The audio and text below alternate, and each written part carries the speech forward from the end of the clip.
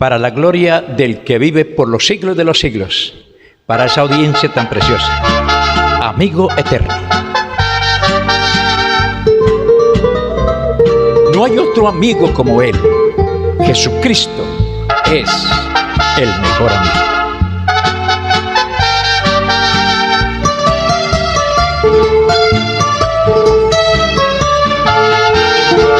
He llegado a comprender que en esta vida no hay amigo como aquel que está en el cielo. Los amigos de esta tierra siempre fallan, pero aquel que está en el cielo sí es sincero. El hijo pródigo se fue de su hogar lejos, con sus amigos malgastó todo el dinero, pero cuando lo que tuvo se acabó, los amigos le dejaron y se fueron. Amigo no es el que busca tu dinero, tampoco aquel que te desprecia luego. Solo amigo es aquel que está en el cielo. Amigo ayer, amigo hoy, amigo eterno. Amigo ayer, amigo hoy, amigo eterno. Sigue los pasos de este amigo. Fija tu mirada en él y no te perderás.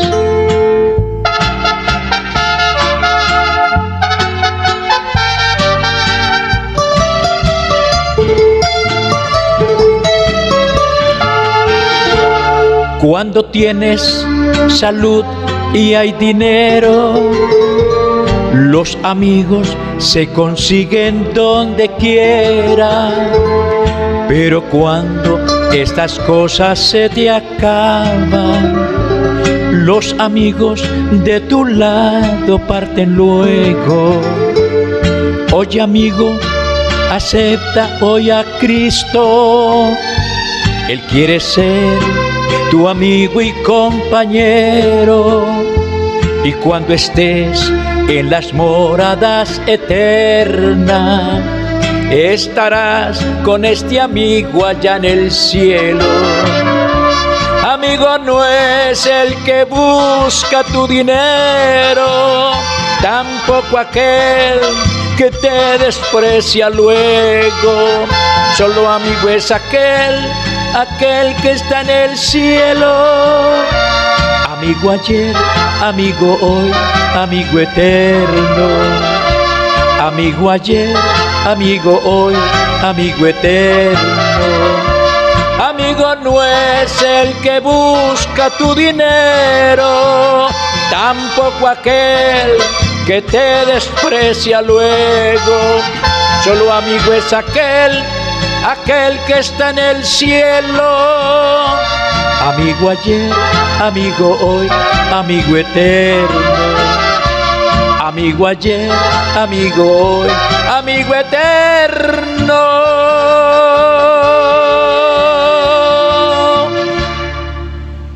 Alabanzas al nombre del Señor Jesús. ¿Le dan gloria al Señor? Bueno, hermanos, Efesios, nos vamos a Efesios. Tenemos la carta que estamos estudiando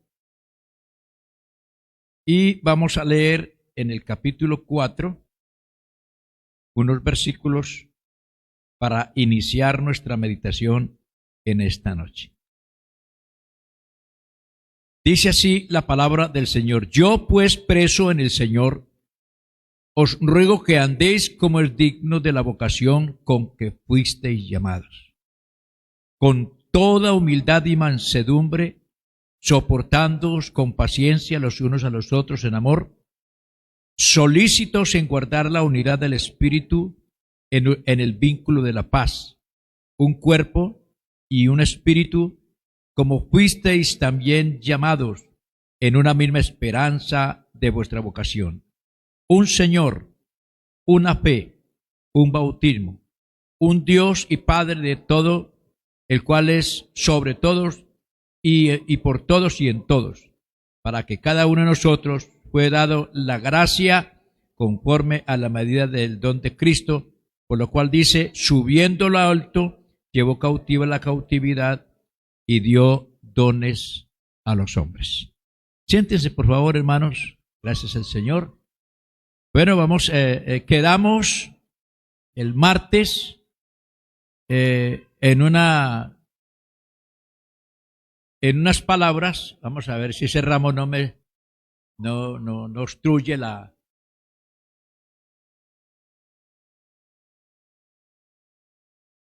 Sí, parece que sí obstruye. Quedamos aquí el jueves.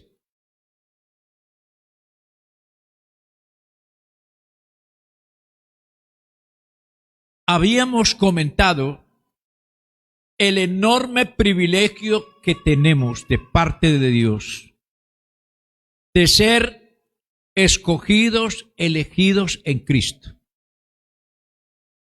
Que el verso 4 de esta carta a los Efesios en su primer capítulo está diciendo que Él nos escogió desde antes de la fundación del mundo para que fuésemos santos y sin mancha delante de Él, llamados para ser, indicándonos aquí que debemos someternos a un proceso. También se hizo mención acerca del el proceso que Dios tuvo con el pueblo de Israel para Él poder habitar en medio del pueblo de Israel.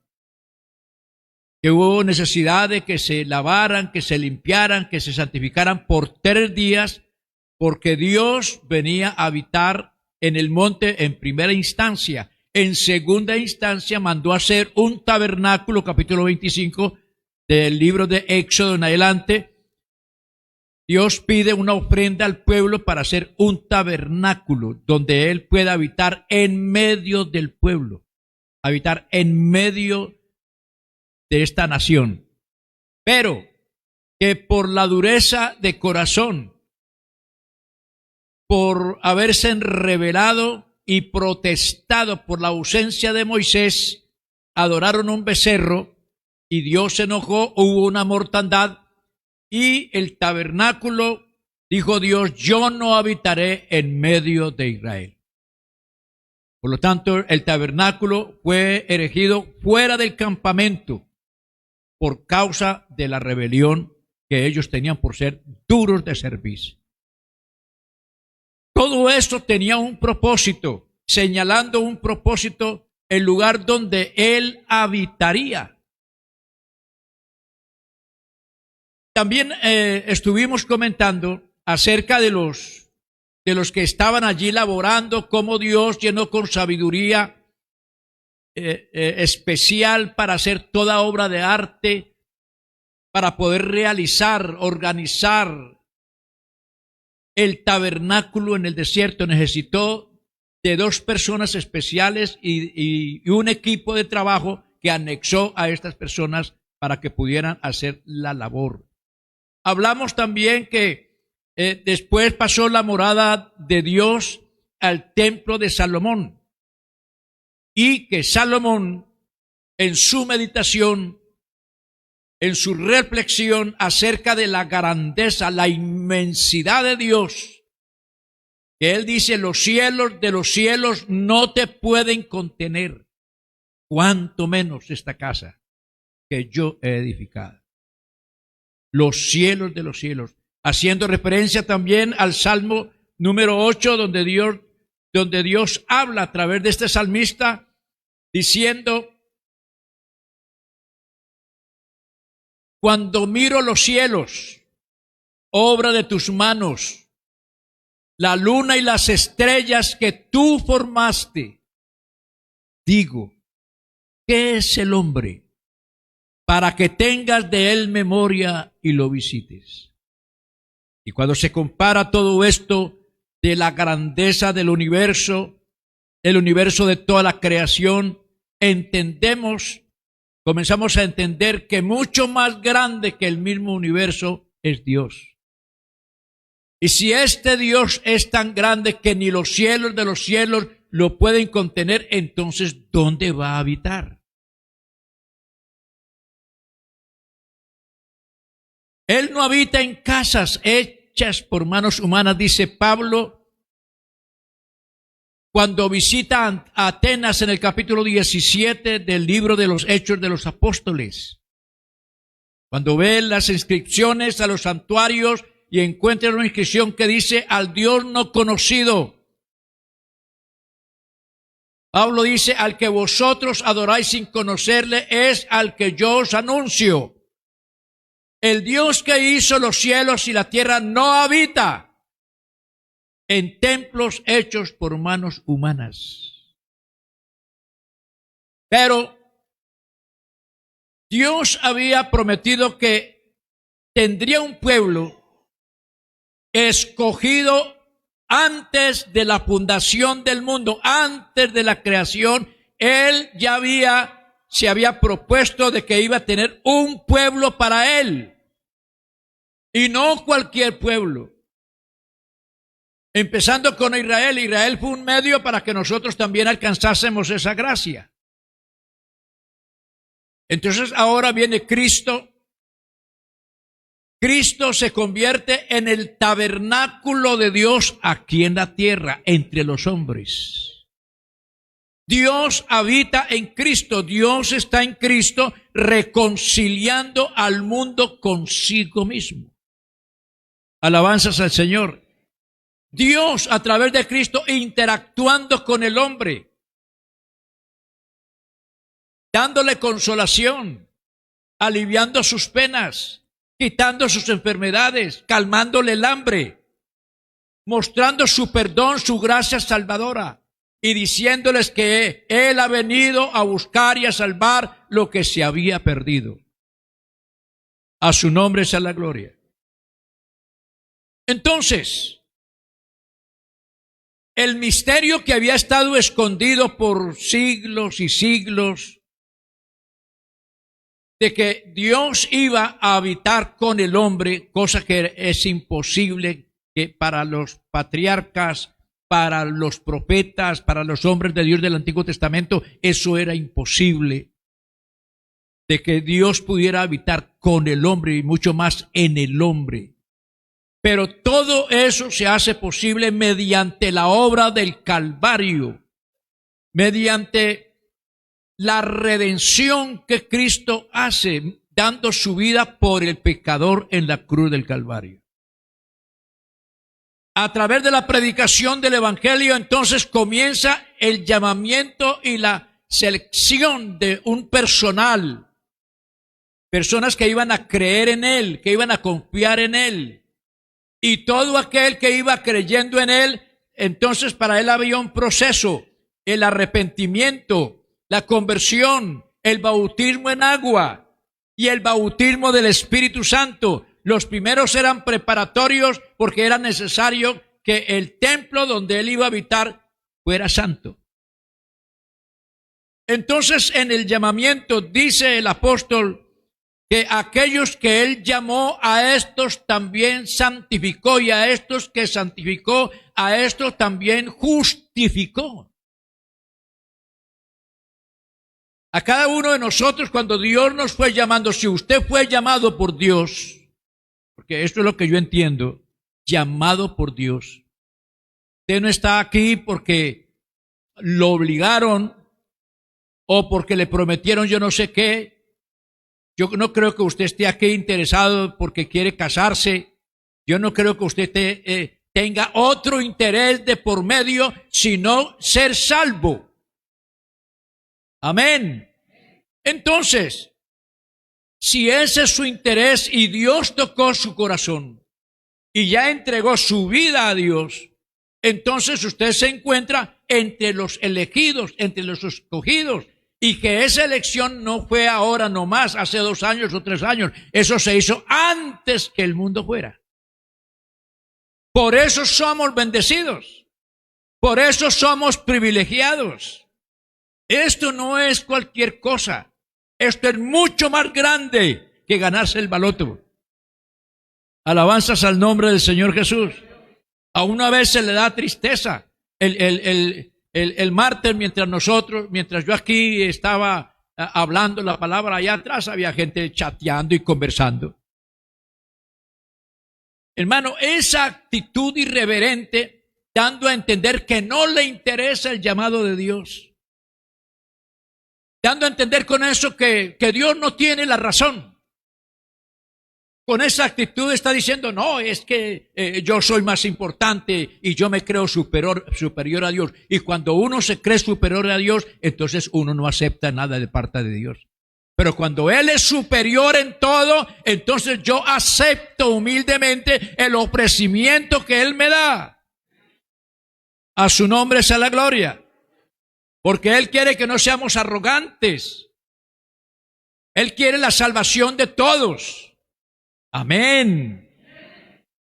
Entonces, la palabra de Dios nos revela claramente que el propósito eterno de Dios no es meramente salvarnos del infierno y llevarnos al cielo, sino el hacernos santos y sin mancha como lo es el Señor Jesús.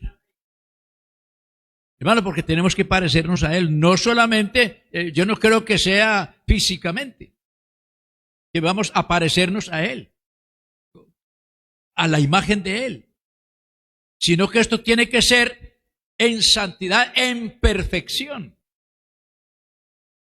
Él quiere que nosotros seamos perfectos. Pero entonces decíamos, ¿cómo lograr esa perfección si somos pecadores? Y que si alguno dice que no ha pecado o que no tiene pecado, hace que Dios sea mentiroso. Y la verdad no esté en él. ¿Cómo lograrlo? ¿Cómo hacerlo? Pues entonces es allí donde la Biblia dice en Cristo. Nosotros tenemos que estar en Cristo. Amén. Alabanzas al nombre del Señor. Entonces, obtener el perdón de los pecados y ser hechos hijos de Dios es apenas el primer paso hacia el propósito de Dios. No es el fin. La meta de Dios es hacernos conforme a la imagen de su Hijo Jesucristo. Él quiere meternos en el molde especial, que es su palabra. Alabanzas al Señor. A veces se considera que uno está, bueno, que tanta cantaleta, pero es que no es cantaleta. Esas enseñanzas que continuamente se dan para que nosotros andemos, como lo acaba de decir el apóstol. Yo pues preso en el Señor, os ruego que andéis como es digno de vuestra vocación con que fuisteis llamados. Él nos hizo un llamamiento santo. Él nos hizo participantes de su gracia divina. Él ha hecho en nosotros una obra enorme. Aleluya. Entonces, entre otras cosas nos ha hecho hijos de Dios. Entonces, ahora nosotros debemos andar a la altura. Vivir en la altura. Y por eso Dios quiere llevarnos a esa dimensión espiritual. Para que no vivamos en la carne, porque la Biblia dice que los que viven según la carne no pueden agradar a Dios. Y hemos dicho también que uno puede vivir el evangelio en la carne. Uno puede esforzarse por ser bueno. Uno puede esforzarse por no mentir, por no ser rabietas, por no ser muchas cosas. Uno puede esforzarse. Pero no es cuestión de que yo me esfuerce. Una santidad que yo adquiera por mi propio medio, eso no sirve. Porque todas nuestras obras son como trapos de inmundicia, dice el Señor. Eso no sirve. Entonces, ¿cómo es? Alabanzas al nombre del Señor. La santidad de vida es uno de los puntos principales que Pablo trata en esta carta, principalmente en la segunda parte, o sea, a partir del capítulo 4, el capítulo 5 y también el capítulo 6, porque las primeras 3 3 capítulos nos está hablando de los privilegios que tenemos nosotros en Cristo. Nos habla del deseo de Pablo en sus oraciones para que nosotros recibamos la iluminación del Espíritu para entender la altura, la anchura y la profundidad y de conocer el amor de Dios que sobrepasa todo entendimiento. Alabanzas al nombre del Señor. Y nótese, volvemos a leerlo. Yo pues preso en el Señor os ruego que andéis como es digno de la vocación con que fuisteis llamados, con toda humildad y mansedumbre. ¿Qué se debe hacer? Soporte a los otros con paciencia, solícitos en guardar la unidad del Espíritu en el vínculo de la paz, no en el vínculo de la pelea, la guerra los unos con los otros. Un cuerpo y un espíritu, como fuisteis también llamados en una misma esperanza de vuestra vocación, un Señor, mire la unidad por toda parte, un Señor, una fe, un bautismo, un Dios y Padre de todos, el cual es sobre todos y por todos y en todos.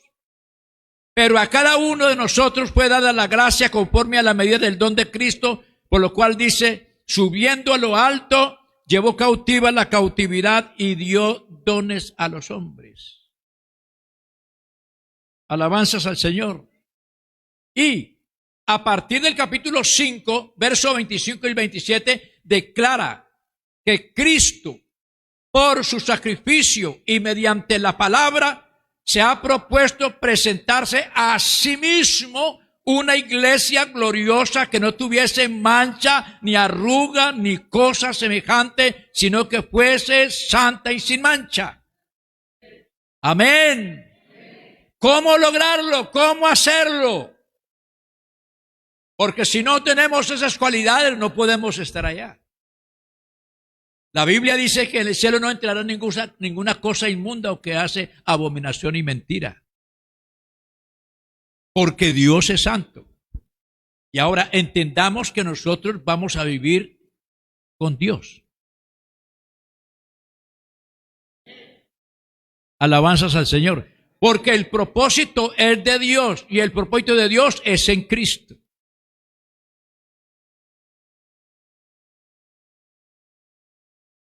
Hacemos referencia a lo siguiente. En el Antiguo Testamento Dios llamó a hombres y les dio sabiduría en todo arte y diseño para la edificación del tabernáculo. Y aquí tengo el registro en Éxodo capítulo 35, verso 30 en adelante. Dice, y habló Jehová a Moisés diciendo, mira, yo he llamado por nombre a Bezaleel, hijo de Uri, hijo de Ur, de la tribu de Judá, y lo he llenado del Espíritu de Dios en sabiduría y en inteligencia, en ciencia y en todo arte, para inventar diseños, para trabajar en oro, en plata y en bronce, y en artificio de piedras, para engastarlas, y en artificio de madera, para trabajar en toda clase de labor. He aquí, yo he puesto con él a Aholiab, hijo de Ahisamac, de la tribu de Dan, y he puesto sabiduría en el ánimo de todo sabio de corazón para que hagan todo lo que te he mandado. Alabanzas al Señor. Mire, la obra del tabernáculo no fue el producto de la mentalidad humana, eso no salió de la mente humana, salió de la mente de Dios. ¿Por qué? Porque era el lugar donde él iba a vivir. Era el lugar donde él iba a morar y por eso él eligió su propia morada. Y para que eso se hiciera, él tampoco lo hizo. No, él no vino y yo lo voy a fabricar, no. Él llamó gente y la capacitó, hermano, porque esto del evangelio, de la predicación y del servicio, por muchos que nosotros sepamos, no sabemos nada.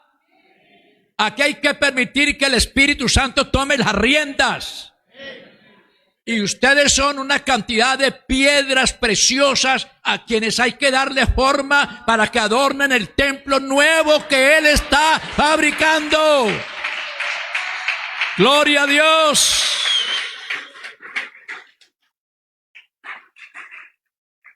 A veces nosotros como que no entendemos mucho el asunto.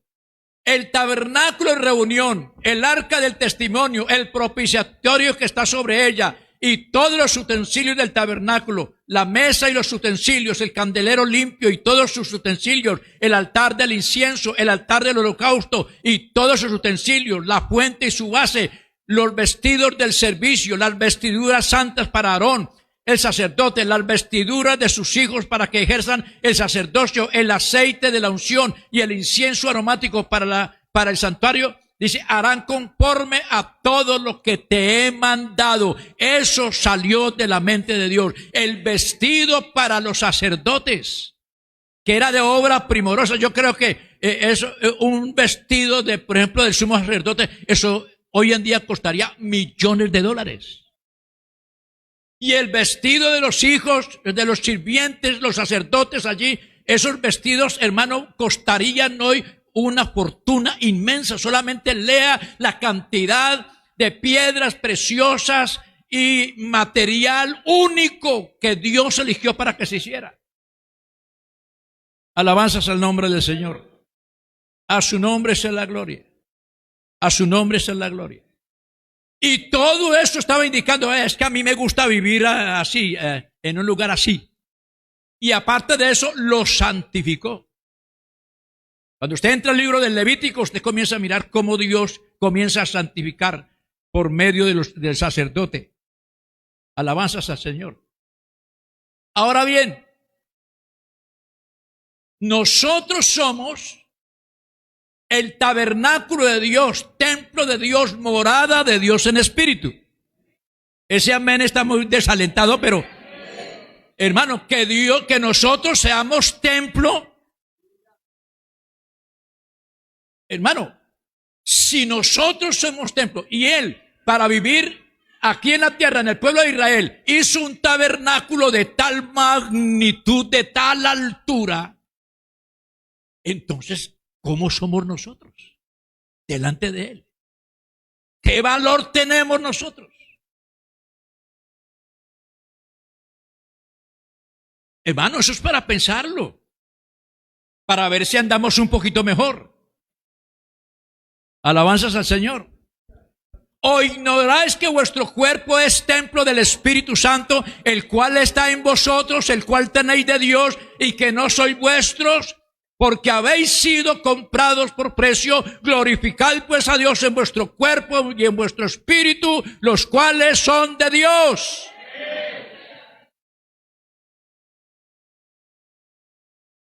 Templos de Dios. ¿Cómo podía ser posible que Dios viniera a morar en espíritu en el hombre? Por eso, el primer paso es aceptar a Cristo. Cuando la persona acepta a Cristo, comienza su proceso. Un proceso de limpieza, un proceso de purificación, un proceso de santificación. Si usted dice, bueno, ¿por qué será que yo no he recibido el Espíritu Santo? Mire a ver. Porque dice que la morada de Dios, que es el hombre, es ese lugar, Él no viene a morar, a santificar ese lugar con su presencia, sino que Él viene a morar en él porque ya es santo. Ya es un santo. Alabanzas al Señor. Ahora, ¿cómo he logrado yo esa santidad? No, yo no la he logrado. Entonces, ¿qué debo hacer? ¿Qué es lo que yo debo hacer?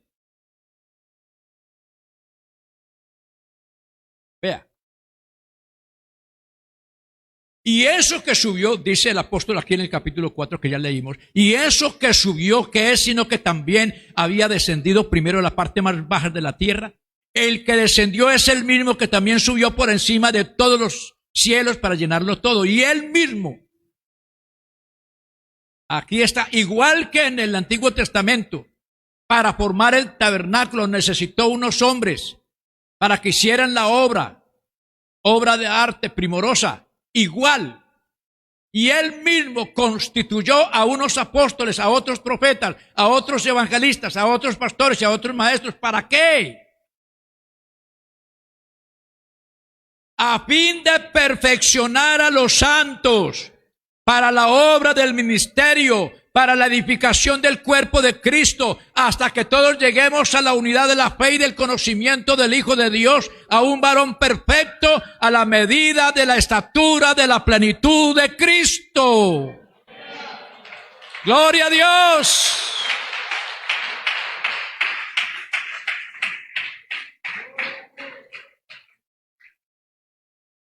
Esto sí que es interesante. Porque aquí tenemos que hablar, porque si usted realmente quiere lograr esa santidad, aquí entramos en los ayudantes de Dios.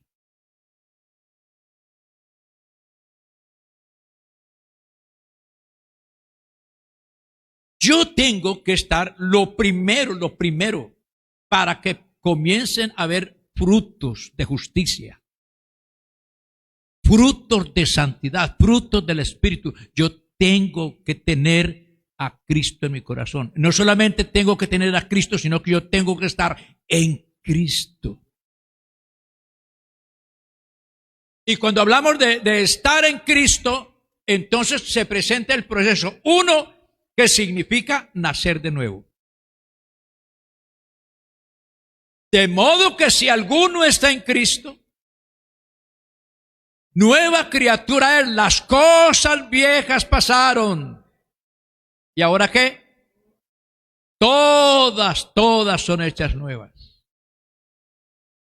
Y Pablo en sus epístolas dice, y Él os dio vida cuando estabais muertos en vuestros delitos y pecados. Estábamos muertos en el mundo de pecado, pero Él nos dio vida. Pero al darnos vida, también sucedió otra muerte.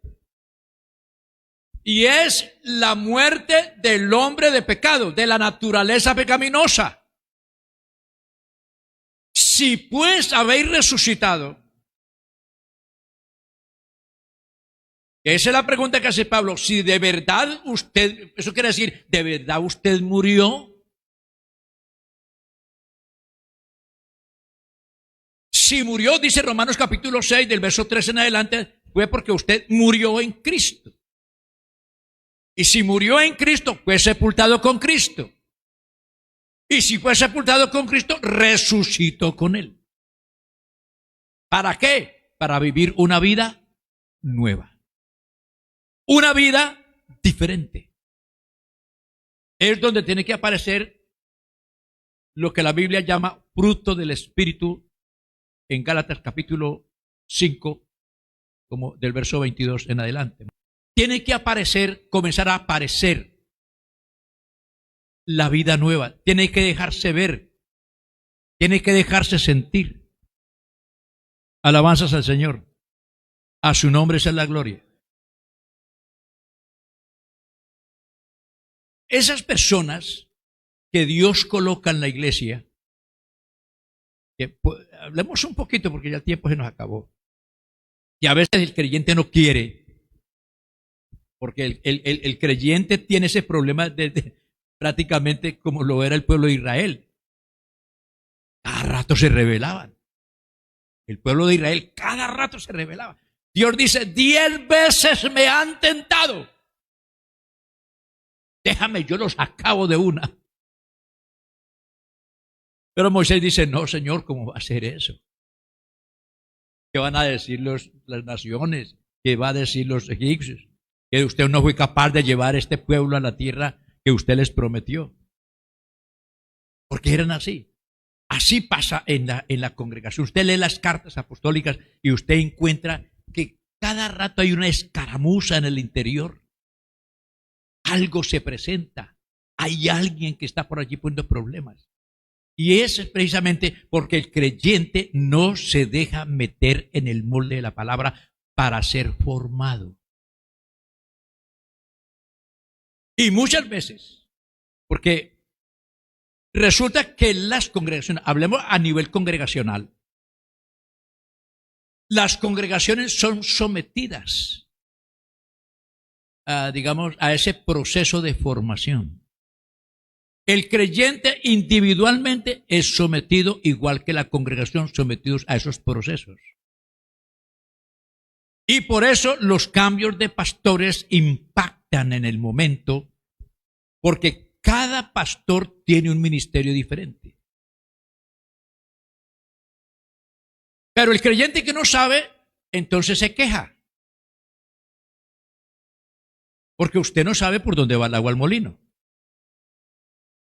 Usted dice, pero es que este pastor que llegó no es como el anterior, que era esto. Es que no puede ser igual.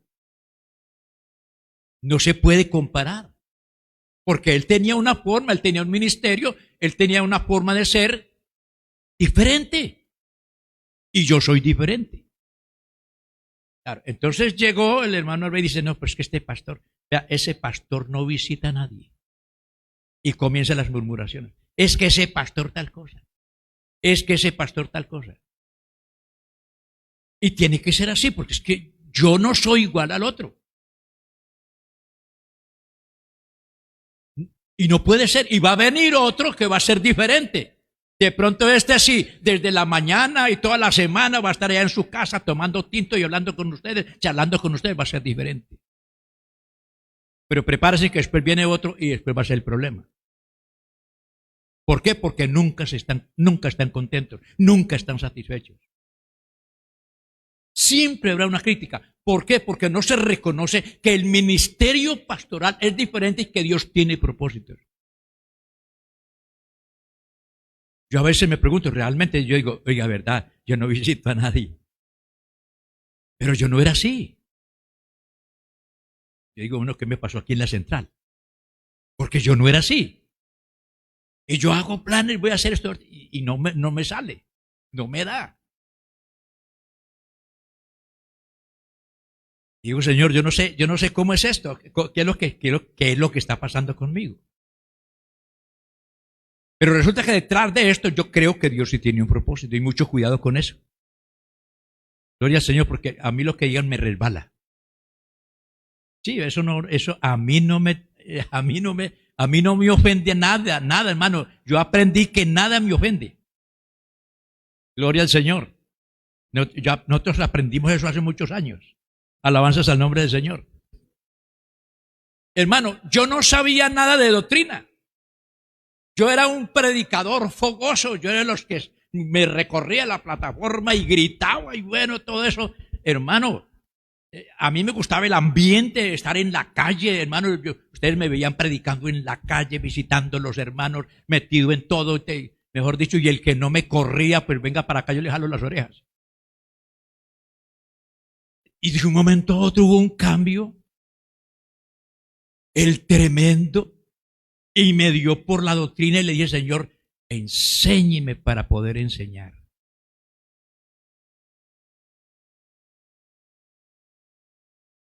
Eso es un cambio.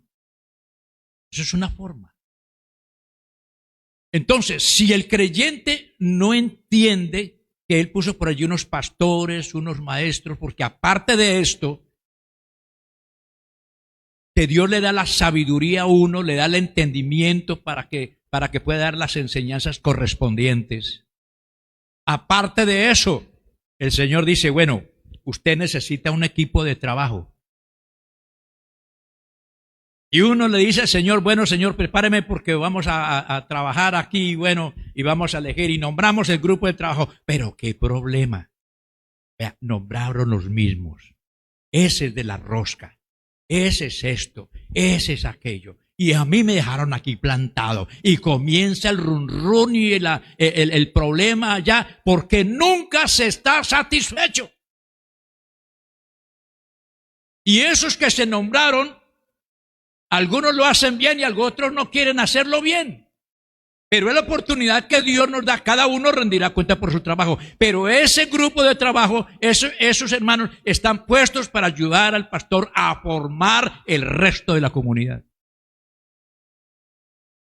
Pero como yo no me quiero dejar, No, ese hermanito que me venía a decir nada.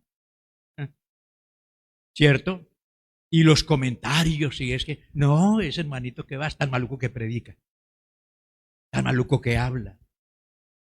Y por allá los van dejando rezagados. Y ya comienza que el problema de que le quieren correr la butaca y que, bueno, tantas cosas que se dicen. Eso, hermano, ese es un mal que solamente se terminará cuando el Señor venga. Pero entre tanto, hermano, usted no se meta en esos grupos.